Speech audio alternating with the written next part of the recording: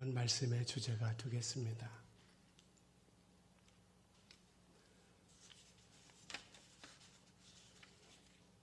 룻은 이방의 나라 모압 출신으로 나오미의 아들 말론의 아내가 되어서 하나님을 섬기게 됩니다. 그런데 남편이 병으로 죽게 됩니다. 그러한 시련을 룻은 잘 믿음으로 이겨내게 됩니다. 그리고 마침내 보아스의 아내가 되어서 다윗의 족보와 예수님의 족보에 이름이 들어가는 놀라운 축복을 받게 됩니다. 룻의 신앙과 믿음은 그럼에도 불구하고 엄청난 시련이 있었습니다. 엄청난 고통이 있었습니다. 엄청난 눈물이 있었습니다. 엄청난 탄식과 한숨과 고통과 괴로움이 있었습니다. 그럼에도 불구하고 룻은 견뎌냈습니다. 감당했습니다. 이겨냈습니다. 그리고 마침내 아픔을 딛고서 회복하게 되고 영광스러운 하나님의 믿음의 딸이 되게 됩니다. 첫째, 불행은 모압으로부터 시작됩니다. 베들레헴에 흉년이 들게 됩니다. 모든 사람들이 굶게 됩니다. 여기저기 기아로 죽어가는 사람들이 한두 사람이 아닙니다. 가장인 엘리멜렉은 결단을 내립니다. 베들레헴에 있게 되면은 여기서 굶어 죽을 수밖에 없다. 모압으로 가자. 모압은 이방 나라입니다. 하나님을 섬기지 않고 우상을 섬기는 나라입니다. 그런데 모압은 양식이 풍성합니다. 기근이 없습니다. 흉년이 없습니다. 그곳으로 가자. 엘리멜렉과 나오미는 왜 모압으로 갑니까? 살기 위해서. 베들레헴에 있으면 죽습니다. 베들레헴에 있으면 망합니다. 우리가 죽을 수 없지 않냐? 살자. 그래서 모압으로 가게 됩니다. 사랑하는 여러분, 불행은 모압으로부터 시작된다. 베들레헴은 떡집이라고 하는 뜻을 가지고 있습니다. 영적으로 하나님의 집이다. 하나님을 섬기고 하나님을 경외하고 하나님을 의지하는 베들레헴. 그런데 문제가 생겼습니다. 흉년으로, 기근으로 먹을 것이 없습니다. 굶어 죽게 생겼습니다. 살아야 됩니다. 그래서 모압으로 하나님을 섬기는 사람들이 아닙니다. 우상을 섬기고 귀신을 섬기는 사람들이 살고 있는 모압으로 가게 됩니다. 살기 위해서 갔지만은 그것이 불행의 시작이었다. 오늘 코로나 전염병으로 사람들이 불안해하고 있습니다. 어떻게 해야 되냐? 이 코로나 문제가 지금 퍼져가는데 군대도 해산해야 됩니다. 왜? 군 내업안의 상황을 보면은 저도 군 생활했습니다만은 옆에 바짝 붙어서 잡니다. 같이 모여가지고 생활합니다. 식사도 같이 합니다. 제일로 위험한 거예요. 교도소에 있는 모든 죄수 다 내보내야 됩니다. 왜? 다 붙어가지고서 그렇지 않습니까? 정부 청사 지금 코로나 감염으로 지금 자택근무하고 있지 않습니까? 버스 안 타야 됩니다. 고속버스 안 타야 됩니다. 서울 지하철 안 타야 됩니다. 안전한 곳이 어디 있습니까? 대한민국 문 닫아야 됩니다. 안전한 곳 없습니다. 많은 사람들이 믿음을 접고 집에 있습니다. 왜? 살기 위해서. 그런데 그것이 불행의 시작이다. 왜? 엘리멜렉을 보니까 베들레헴에서는 더 이상 살 수 없습니다. 양식이 없습니다. 식량이 없습니다. 먹을 것이 없습니다. 여기저기 굶어 죽어가는 사람들이 한둘이 아닙니다. 여기 있으면 죽는다. 가자.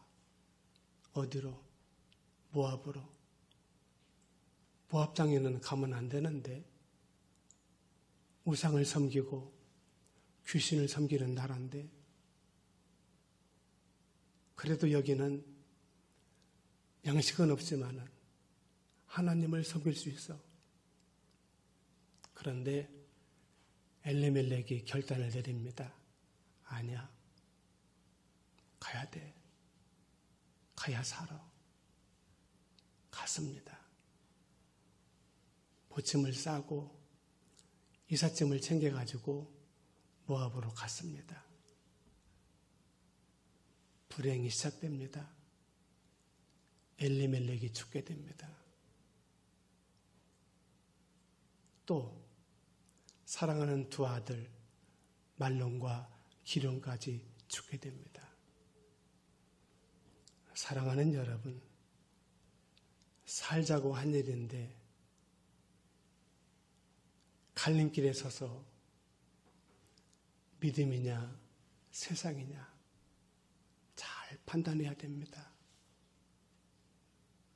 살자고 세상으로 가면은 그때부터 불행이 시작된다. 사는 것이 아니고 죽는 길이다. 그 말. 둘째로 큰 시련을 통해서 믿음을 회복하게 됩니다. 가장인 남편 엘리멜렉이 죽게 됩니다. 슬픔을 뒤로하고 두 아들을 결혼시킵니다. 말론과 기련. 두 며느리를 맞이합니다. 이제 슬픔을 잊고 기쁨을 얻게 됩니다. 그런데 사랑하는 두 아들, 건강한 두 아들, 말론과 기론이 하루아침에 병으로 죽게 됩니다. 큰 시련을 나오미가 만나게 되고 당하게 됩니다. 그리고 깨닫게 됩니다. 내가 살겠다고 베들레헴을 버리고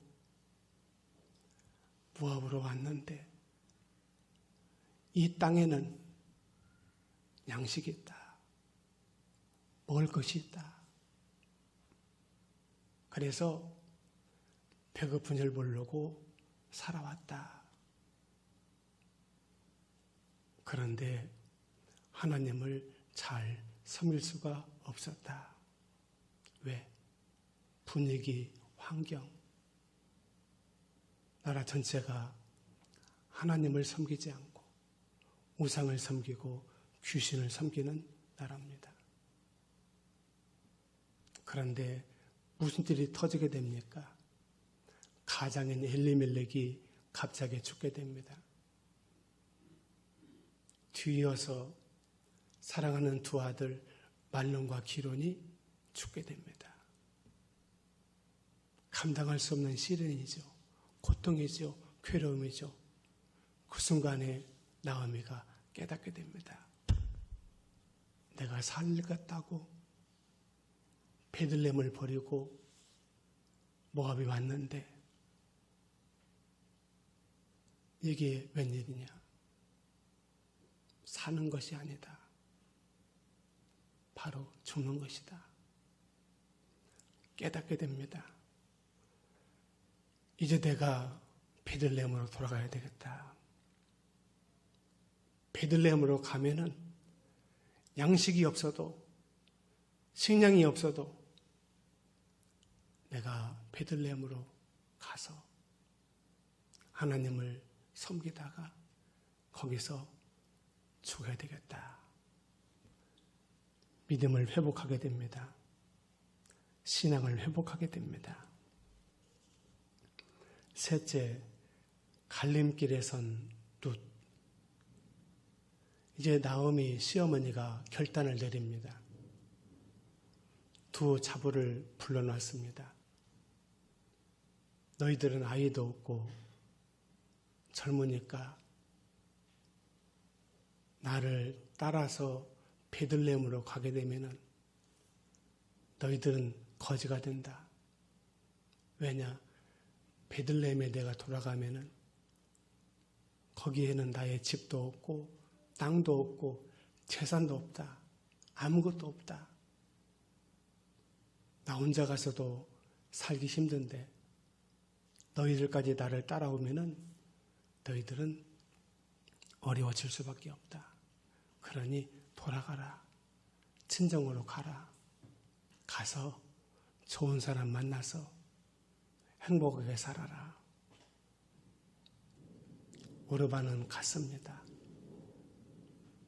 그런데 룻은 갈림길에 섰습니다. 친정으로 가냐? 베들레헴으로 가냐? 인간적으로 판단하면은 친정으로 가야 됩니다. 상식적으로 판단하면은 친정으로 가야 됩니다. 왜?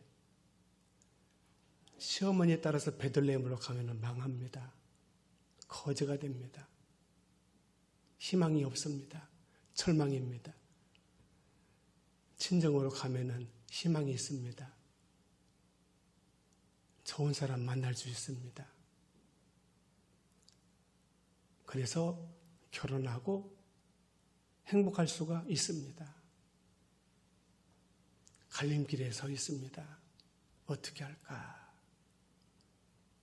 그런데 시아버지, 시어머니가 어떻게 했습니까?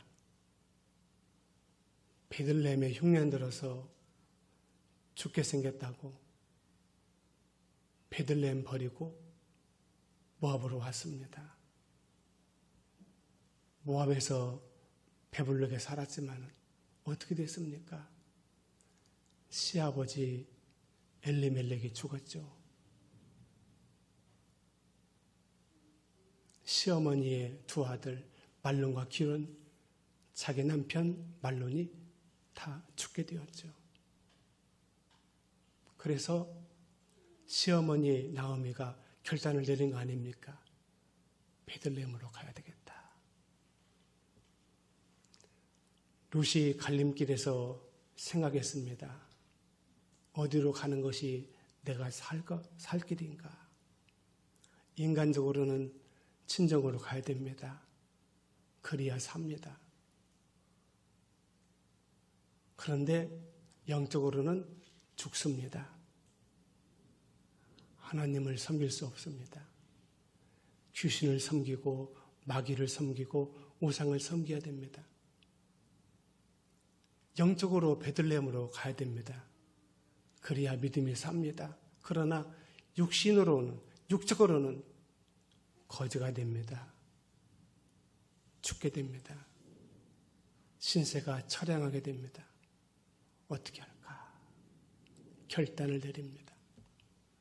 하나님을 선택하게 됩니다. 친정이냐, 베들레헴이냐, 믿음이냐, 세상이냐, 갈림길에 서 있습니다. 어디로 가는 것이 사는 길인가? 예수님께서 말씀하십니다. 살고자 하는 자는 죽을 것이요 죽고자 하는 자는 산다. 룻이 결단을 내립니다. 마지막 네 번째, 마침내 하나님을 붙잡은 룻, 그리고 회복됩니다. 베들레헴으로 시어머니를 따라서 가게 됩니다. 아닌 게 아니라 베들레헴에 가서 보니까 아무것도 없습니다. 집도 없습니다. 재산도 없습니다. 땅도 없습니다. 당장 어떻게 해야 됩니까? 추수 때에 밭에 가서 이삭을 줍습니다. 그것으로 빻아서 시어머니와 자기가 밥을 먹게 됩니다. 거지 생활이죠. 그런데 룻기서를 보면은 룻이 후회하지 않았습니다. 친정으로 갈 걸. 괜히 왔네. 지금이라도 갈까? 갈등하지 않았습니다. 불평하지 않았고 원망하지 않았습니다. 묵묵히 참고 견디고 감당하면서 남의 밭에 가서 부지런히 이삭을 줍게 됩니다. 그럴 때 그 지역의 가장 큰 부자인 총각 보아스가 룻을 보게 됩니다. 그리고 마침내 룻이 보아스와 결혼하게 됩니다. 사랑하는 여러분, 하나님을 붙잡은 룻, 마침내 회복하게 된다. 하나님을 붙잡은 룻, 마침내 회복하게 된다. 갈림길에 서 있습니다. 어떻게 할까? 교회 갈까? 아니야. 지금 시에서 도에서 교회 가지 말라고 지금 문자 오는데 교회 갔다 하면 큰일 나. 다 갈림길에 서 있습니다. 어떻게 할까? 인간적으로, 취향적으로 결정을 내리면은 그때는 사는 것 같습니다. 살지 모릅니다. 그런데 그 순간부터 불행의 시작이다. 쉼표 안에 곡조는 없지만은 그 안에는 음악을 계속 이어가는 흐름이 있습니다. 우리 인생의 과정에도 악부의 쉼표와 같은 쉼표가 여기저기 있습니다. 환난이 있습니다. 고난이 있습니다. 시험이 있습니다. 눈물이 있습니다. 질병이 있습니다. 괴로움이 있습니다. 그런데 우리는 그 쉼표를 보고 인생의 노래가 끝났다고 생각합니다. 그렇지 않습니다. 하나님은 그의 뜻을 따라 인생의 쉼표를 쉴 때가 있습니다. 우리 인생의 노래에서 쉼표를 만드실 때가 있습니다. 그러면 우리는 목소리를 내지 않고 숨을 죽여야 하는데 이것을 견디지 못하고 애석해하고 시리에 빠지고 낭망의 괴로움을 겪으면서 좌절하고 맙니다. 노래하는 사람들은 쉼표가 있을 때마다 침묵하고 박자를 맞추고 기다림 속에 다음 악보를 진지하게 노래합니다. 아무런 계획도 없이 하나님은 우리 인생의 노래를 작곡하지 않으십니다. 이 노래를 잘 배워 멋지게 불러야 합니다. 쉼표가 있다고 당황하지 마세요. 쉼표가 있다고 힘들어하지 마세요. 쉼표가 있다고 괴로워하지 마세요. 쉼표가 있다고 낭망하지 마세요. 쉼표가 있다고 좌절하지 마세요. 쉼표는 노래가 끝난 것이 아니고 노래를 마치는 것도 아닙니다. 오히려 더욱 멋진 노래를 만들어주는 것입니다. 쉼표가 없는 노래가 있다고 생각해 보세요. 그 노래를 듣는 것은 그리고 부른다는 것은 힘든 일입니다. 우리의 눈을 하나님께 두고 있으면 다음에 나오는 악보를 잘 해석하고 부를 수 있습니다. 기억하세요. 쉼표가 있어도 인생의 노래가 끝난 것이 아니라 계속되고 있다는 사실을. 우리 찬양 한 곡하고 마치겠습니다. 비바람이 앞길을 막아도 1절만 부릅니다.